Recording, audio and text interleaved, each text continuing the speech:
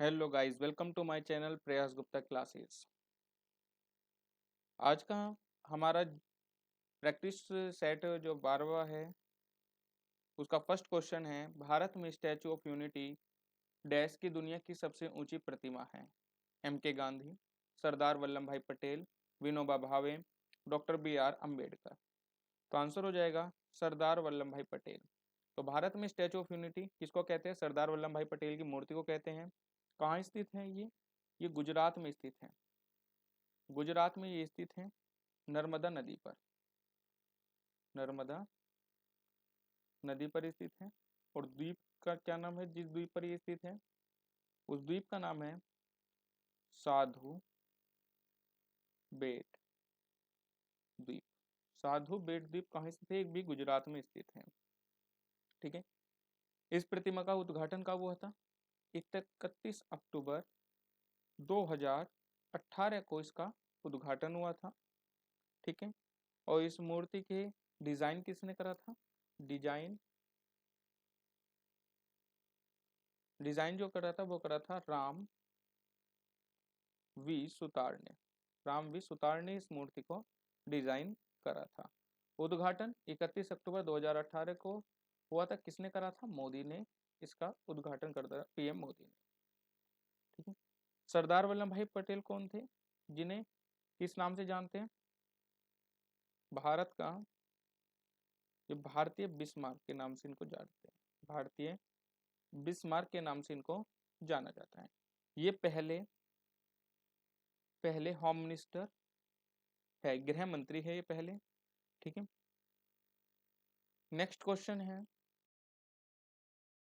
Dash का काल दिल्ली सल्तनत काल के रूप में जाना जाता है? 1210 ईस्वी से 1526 ईस्वी तक, 1205 ईस्वी से 1526 ईस्वी तक, 1206 ईस्वी से 1526 ईस्वी तक, और 1209 से 1526 ईस्वी तक।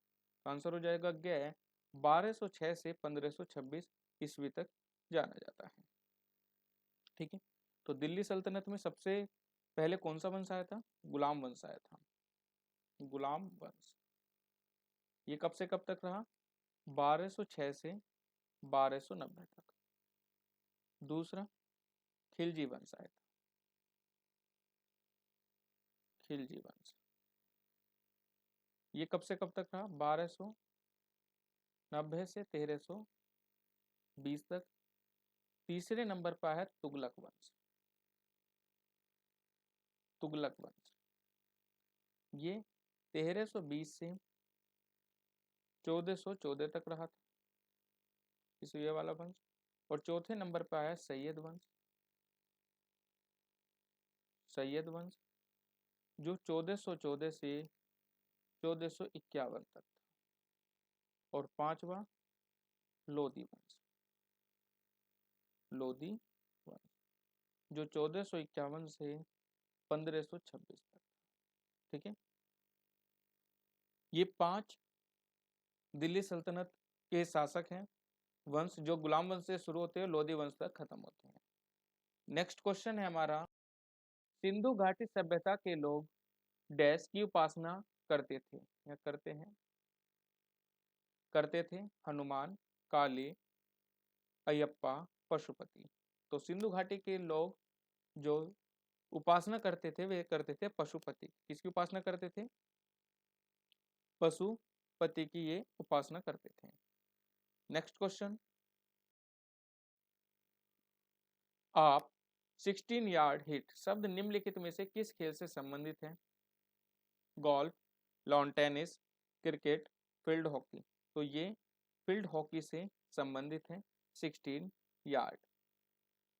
ठीक है। गोल्फ से संबंधित, जो गोल्फ से संबंधित है, पहला है हॉल, हॉल शब्द। दूसरा है बोगी,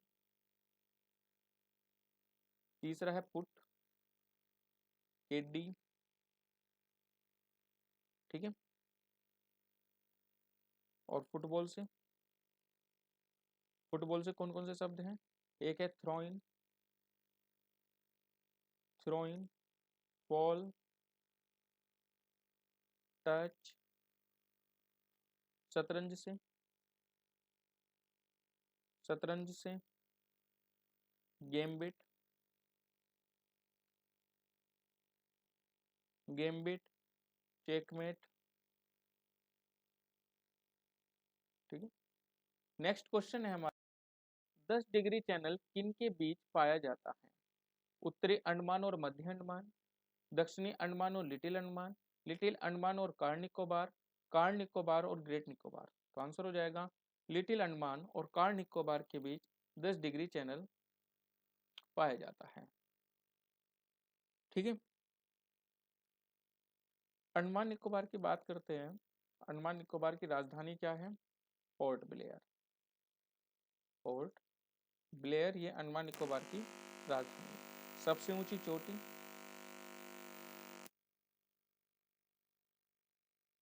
ऊंची चोटी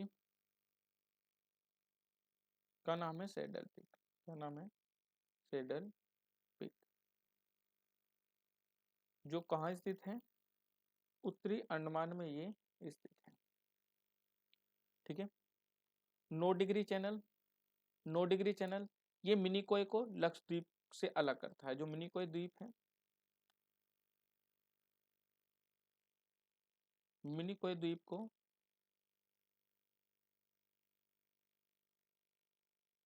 लक्षद्वीप से अलग करता है। ठीक है। 8 डिग्री चैनल ये मिनिकोय को मालदीव से, मिनिकोय को मालदीव से।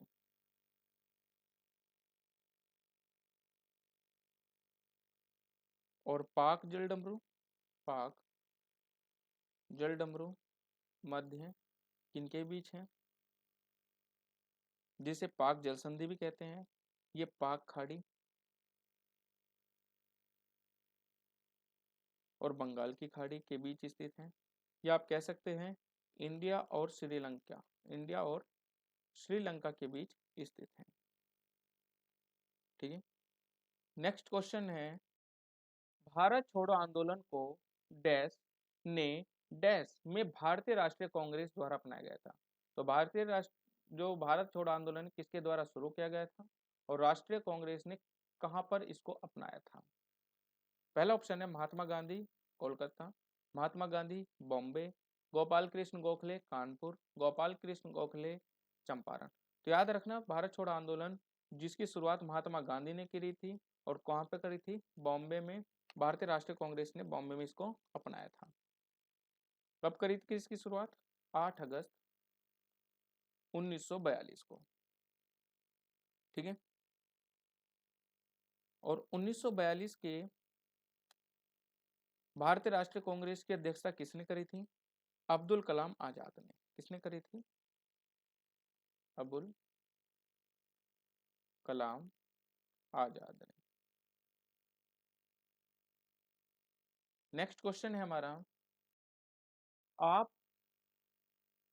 आमतौर पर अपशिष्ट जल प्रशोधन, आमतौर पर ही आमतौर पर अपशिष्ट जल प्रशोधन की प्रक्रिया को क्या कहते हैं? अपशिष्ट जल प्रबंधन, पानी की सफाई, मलजल प्रशोधन और परिशोधन। तो आंसर याद रखना, मलजल प्रशोधन इसको जानते हैं। ठीक है। ये होता है कि जो पदार्थ होता है, अपशिष्ट पदार्थ, जो बेकार पदार्थ होते हैं उसको हटाने की प्रक्रिया को किस तौर पर जानते हैं? क्वेश्चन है जो इसको सरल भाषा में कहेंगे। नेक्स्ट क्वेश्चन है हमारा, इंकलाब जिंदाबाद का नारा किसके द्वारा दिया गया था? इकबाल, एम के गांधी, भगत सिंह, हसरत मोहनी। तो याद रखना, हसरत मोहनी के द्वारा इंकलाब जिंदाबाद का नारा दिया गया था। और इसका अर्थ क्या है? अर्थ अर्थ है क्रांति अमर रहे। क्रांति अमर रहे। ठीक है।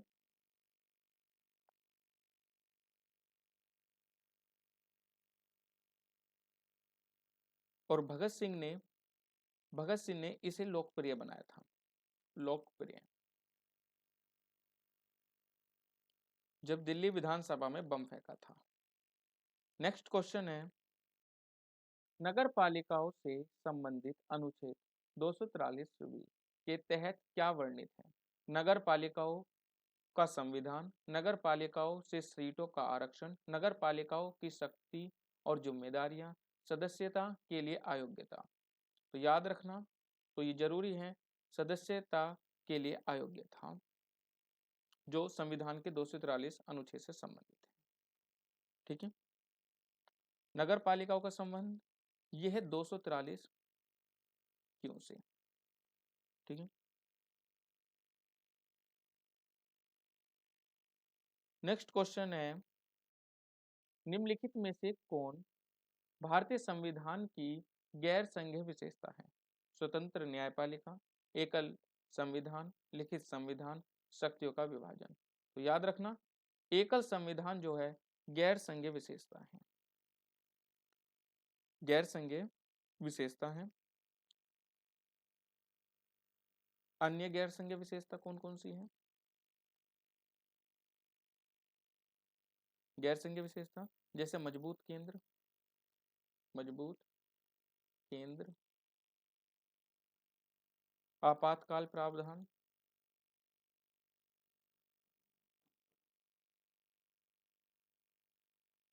प्रावधान, एकल नागरिकता, एकल नागरिकता, और बाकी ये जो है स्वतंत्र न्यायपालिका, लिखित संविधान और शक्तियों का विभाजन, ये सब संघीय विशेषताएं हैं संविधान। नेक्स्ट क्वेश्चन, भारत में आर्थिक सुधारों उपायों को औपचारिक रूप से कब आरंभ किया गया था? जुलाई 1991, अगस्त 1947, जनवरी 1980, मार्च 1990। तो याद रखना, जुलाई 1991 में आर्थिक सुधार जो इसके उपाय को शुरू किया गया था। किसने शुरू किया करा था? पीएम पीवी नरसिम्हा राव और फाइनेंशियल मिनिस्टर मनमोहन सिंह ने, मनमोहन सिंह ने इसकी शुरुआत की थी। ठीक है, नेक्स्ट क्वेश्चन, ज्ञानपीठ पुरस्कार जीतने वाली पहली महिला कौन थी? प्रतिभा रे, आशा पूर्णा देवी, महाश्वेता देवी, इंदिरा गोस्वामी। तो याद रखना, आशा पूर्णा देवी ज्ञानपीठ पुरस्कार जीतने वाली पहली महिला थी। ठीक है, नेक्स्ट क्वेश्चन, कथकली किस राज्य का, कथकली किस राज्य का राज्य है ये? राज्य का मुख्य शासकीय नृत्य है उत्तर प्रदेश, आंध्र प्रदेश, कर्नाटक, केरल। तो ये है केरल का। कहाँ का है? केरल का ये नृत्य है। शास्त्रीय नृत्य 8 है, भरतनाट्यम, भरतनाट्यम जो तमिलनाडु का है, फिर है कुचिपुड़ी जो आंध्र प्रदेश का है, मोहिनी अट्टम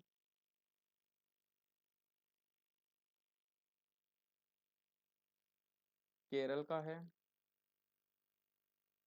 कथकली केरल का है, मणिपुरी मणिपुर का है, ओडिसी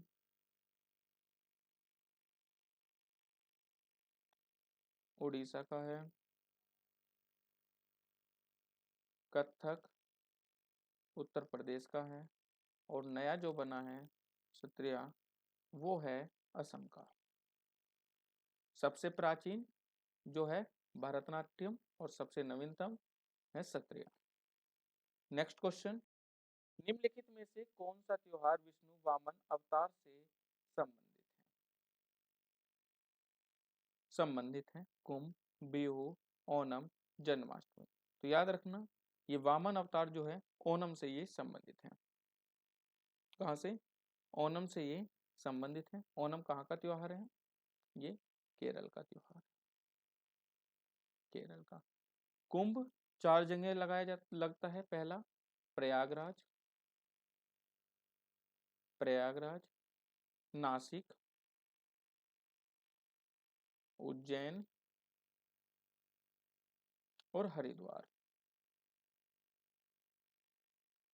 बिहू कहाँ का है? असम का है। ये जन्माष्टमी पूरे भारत में होता है। नेक्स्ट क्वेश्चन,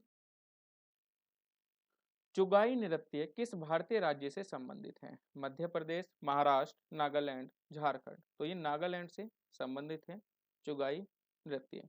ये नागालैंड से संबंधित किस जनजाति द्वारा किया जाता है? ये चांग जनजाति द्वारा किया जाता है। चांग जनजाति से जुड़ा हुआ है। ठीक है।